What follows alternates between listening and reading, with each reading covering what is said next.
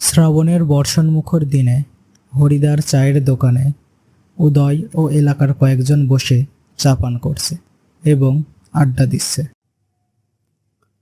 বাইরে মেঘের গর্জন এবং বিদ্যুৎ চমকিয়ে হঠাৎ মুষলধারে বৃষ্টি নামল।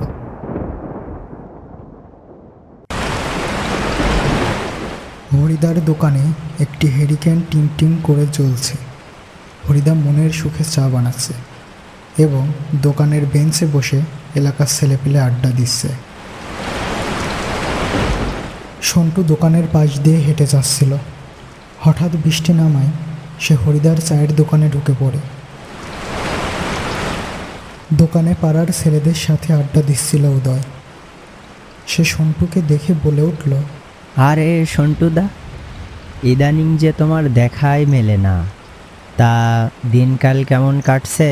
এই তো চলছে কোনো রকমে, উপরওয়ালার কৃপায়। ইদানিং একটু দৌড়ঝাঁপে আসি, তাই এদিকে আসা হয়নি।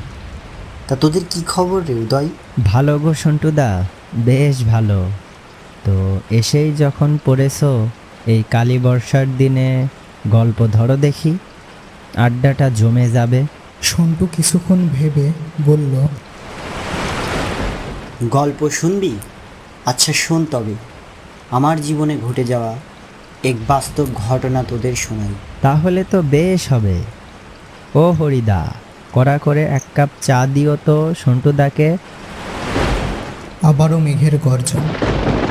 উদয়রা চায়ের কাপে চুমুক দিয়ে গল্প শোনার জন্য উৎসুক হয়ে আছে। হরিদা এক কাপ চা এনে সন্টুকে দিল এবং সন্টুদা চায়ে চুমুক দিয়ে গল্প শুরু করল। শোন তবে, সে অনেক দিন আগেকার কথা। আমি যখন কলেজে পড়ি, একদিন বাবা হঠাৎ অসুস্থ থাকায় বাবার দোকান সামলানোর জন্য আমি বাজারে যাই। সেই দিন হাটের দিন হওয়ায় দোকান বন্ধ করে বাড়ি ফিরতে দেরি হয়ে যায়।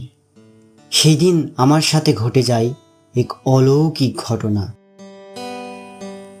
সেদিন ছিল অমাবস্যার রাত। চারিদিকে ছমছমে পরিবেশ, ঝিঝি পোকার ডাক, মাঝে মধ্যে দূর থেকে কুকুরের ডাক শোনা যাচ্ছে। আমি ভীত স্তম্ভ পায়ে দ্রুত এগিয়ে যাচ্ছি। অন্ধকার রাতে টিম টিম লাইট নিয়ে এগোতে থাকি। ইস রে, দোকানটা বন্ধ করতে আজ একটু দেরি হয়ে গেল।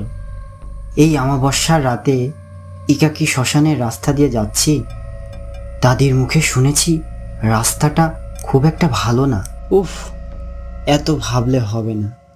এসেই যখন পড়েছি, এগোতে থাকি, যা আছে কপালে।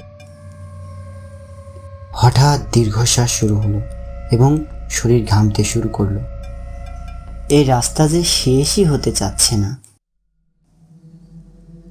আমি কোনো একটা অদ্ভুত শব্দ শুনে পেছনে তাকালাম, কিন্তু কিছুই দেখতে পেলাম না। এখানে তো কিছুই নেই, তাহলে শব্দটা এলো কোথা থেকে? আমি হাঁটতে হাঁটতে শ্মশানের মেইন গেটের সামনে পৌঁছে যাই। আমি ভালো করে লক্ষ্য করে দেখি, ভয়ঙ্কর রূপে মহিষের মতো আমার দিকে এগিয়ে আসছে এবং শ্মশানের মধ্যে জ্বলন্ত কিছু একটা দেখতে পাই। সেটা যেন আমার দিকে এগিয়ে আসছে। আরে, শ্মশানের মধ্যে ওটা কি? ওটা যে আমার দিকে এগিয়ে আসছে। এ তো দেখছি গদান, আজ আর আমার রক্ষা নেই। হে উপরালা, আমাকে রক্ষা করো।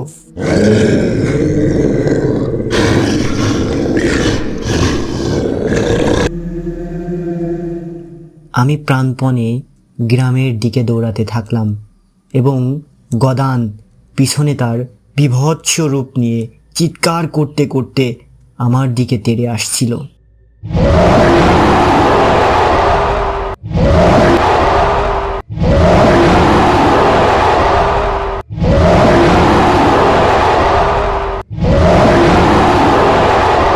ও মা গো, বাঁচাও আমাকে।